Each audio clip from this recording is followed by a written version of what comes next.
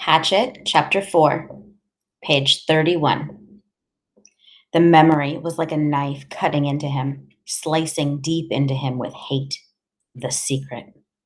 He had been riding his 10 speed with a friend named Terry. They had been taking a run on a bike trail and decided to come back a different way, a way that took them past the Amber Mall. Brian remembered everything in incredible detail. Remembered the time on the bank clock in the mall, flashing 3:31, then the temperature, 82, and the date. All the numbers were part of the memory. All of his life was part of the memory. Terry had just turned to smile at him about something, and Brian looked over Terry's head and saw her, his mother. She was sitting in a station wagon, a strange wagon. He saw her, and she did not seem to see him. Brian was going to wave or call out, but something stopped him. There was a man in the car. Short blonde hair, the man had, wearing some kind of white pullover tennis shirt. Brian saw this and more, saw the secret, and saw more later. But the memory came in pieces, came in scenes like this. Terry smiling, Brian looking over his head to see the station wagon, and his mother sitting with the man. The time and temperature clock, the front wheel of his bike, the short blonde hair of the man, the white shirt of the man, the hot hate slices of the memory were exact. The secret. Brian opened his eyes and screamed. For seconds, he did not know where he was, only that the crash was still happening and he was going to die. And he screamed until his breath was gone. Then silence, filled with sobs as he pulled in air, half crying. How could it be so quiet? Moments ago, there was nothing but noise, crashing and tearing, screaming. Now, quiet. Some birds were singing. How could birds be singing? His legs felt wet as he raised up on his hands and looked back down at them. They were in the lake. Strange. They went down into the water. He tried to move, but pain hammered into him and made his breath shorten into gasps as he stopped. His legs still in the water. Pain. Memory. He turned again, and sun came across the water. Late sun, cut into his eyes and made him turn away. It was over then. The crash. He was alive. The crash is over and I am alive, he thought. Then his eyes closed and he lowered his head for minutes that seemed longer. When he opened them again, it was evening, and some of the sharp pain had abated. There were many dull aches, and the crash came back to him fully.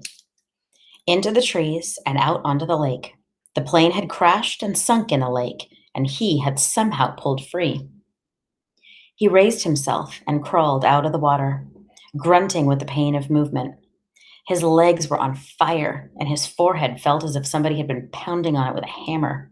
But he could move. He pulled his legs out of the lake and crawled on his hands and knees until he was away from the wet, soft shore and near a small stand of brush of some kind. Then he went down, only this time to rest, to save something of himself. He lay on his side and put his head on his arm and closed his eyes, because that was all he could do now, all he could think of being able to do. He closed his eyes and slept, dreamless, deep and down. There was almost no light when he opened his eyes again. The darkness of night was thick, and for a moment he began to panic again. To see, he thought, to see is everything, and he could not see. But he turned his head without moving his body and saw that across the lake the sky was a light gray. The sun was starting to come up, and he remembered that it had been evening when he went to sleep. Must be morning now, he mumbled it, almost a hoarse whisper. As the thickness of sleep left him, the world came back. He was still in pain, all over pain. His legs were cramped and drawn up, tight and aching. His back hurt when he tried to move. Worst was a kneeing throb in his head that pulsed with every beat of his heart. It seemed that the whole crash had happened to his head. He rolled on his back and felt his sides and his legs, moving things slowly. He rubbed his arms. Nothing seemed to be shattered or even sprained all that badly. When he was 9, he had plowed his small dirt bike into a parked car and broken his ankle. Had to wear a cast for 8 weeks and there was nothing now like that. Nothing broken, just battered around a bit. His forehead felt massively swollen to the touch, almost like a mound out over his eyes. And it was so tender that when his fingers grazed it, he nearly cried. But there was nothing he could do about it, and like the rest of him, it seemed to be bruised more than broken. I'm alive, he thought. I'm alive. It could have been different. There could have been death. I could have been done. Like the pilot, he thought suddenly. The pilot in the plane, down into the water, down into the blue water, strapped in the seat. He sat up, or tried to. The first time he fell back, but on the second attempt, grunting with the effort, he managed to come to a sitting position and scrunched sideways until his back was against a small tree where he sat facing the lake, watching the sky get lighter and lighter with the coming dawn. His clothes were wet and clammy, and there was a faint chill. He pulled the torn remnants of his windbreaker, pieces really, around his shoulders and tried to hold what heat his body could find. He could not think, could not make thought patterns work right. Things seemed to go back and forth between reality and imagination, except that it was all reality. 1 second he seemed to only have imagined that there was a plane crash, that he had fought out of the sinking plane and swum to shore, that it had all happened to some other person, or in a movie playing in his mind. Then he would feel his clothes, wet and cold, and his forehead would sash a pain through his thoughts, and he would know it was real, that it had really happened. But all in a haze, all in a haze world. So he sat and stared at the lake, felt the pain come and go in waves, and watched the sun come over the end of the lake. It took an hour, perhaps two, he could not measure time yet and didn't care, for the sun to get halfway up. With it came some warmth, small bits of it at first, and with the heat came clouds of insects, thick, swarming hordes of mosquitoes that flocked to his body, made a living coat on his exposed skin, clogged his nostrils when he inhaled, poured into his mouth when he opened it to take a breath. It was not possibly believable. Not this. He had come through the crash, but the insects were not possible. He coughed them up, spat them out, sneezed them out, closed his eyes and kept brushing his face, slapping and crushing them by the dozens, by the hundreds. But as soon as he cleared a place, as soon as he killed them, more came, thick, whining, buzzing masses of them. Mosquitoes and some small black flies he had never seen before, all biting, chewing, taking from him. In moments, his eyes were swollen shut and his face puffy and round to match his battered forehead. He pulled the torn pieces of his windbreaker over his head and tried to shelter it in, but the jacket was full of rips and it didn't work.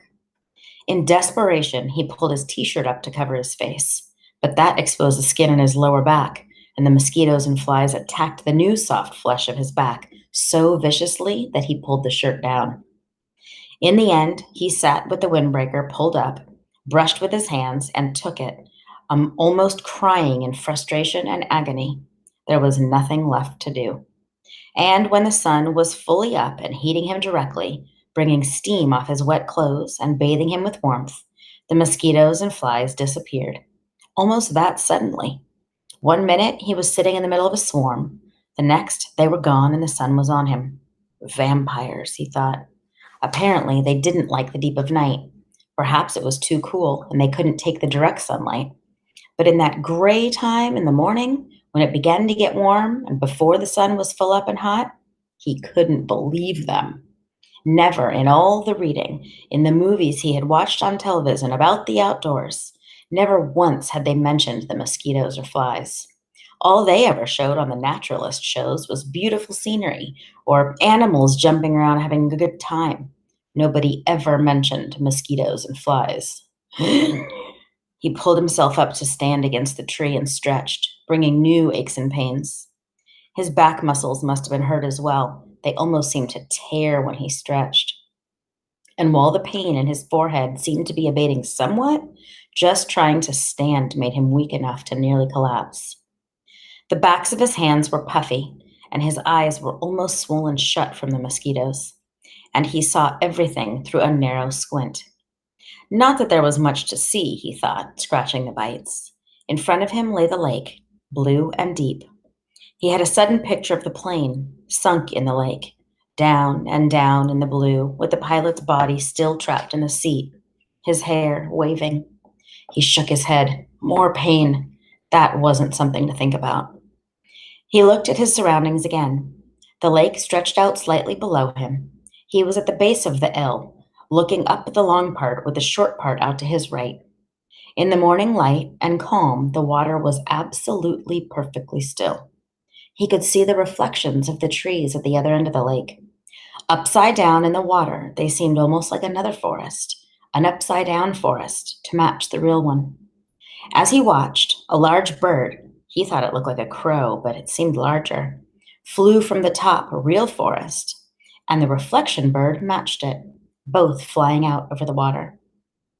Everything was green, so green it went into him. The forest was largely made up of pines and spruce, with stands of some low brush smeared here and there, and thick grass and some other kind of very small brush all over. He couldn't identify most of it, except the evergreens, and some leafy trees he thought might be aspen.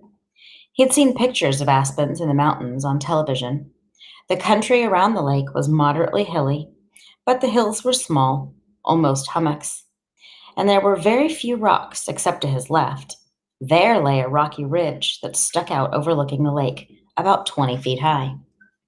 If the plane had come down a little to the left, it would have hit the rocks and never made the lake. He would have been smashed, destroyed. The word came. I would have been destroyed and torn and smashed, driven into the rocks and destroyed. Luck, he thought. I have luck. I had good luck there, but he knew that was wrong. If he had good luck, his parents wouldn't have divorced because of the secret, and he wouldn't have been flying with a pilot who had a heart attack, and he wouldn't be here where he had to have good luck to keep from being destroyed. If you keep walking back from good luck, he thought, you'll come to bad luck. He shook his head again, wincing. Another thing not to think about. The rocky ridge was surrounded and seemed to be some kind of sandstone, with bits of darker stone layering and stuck into it.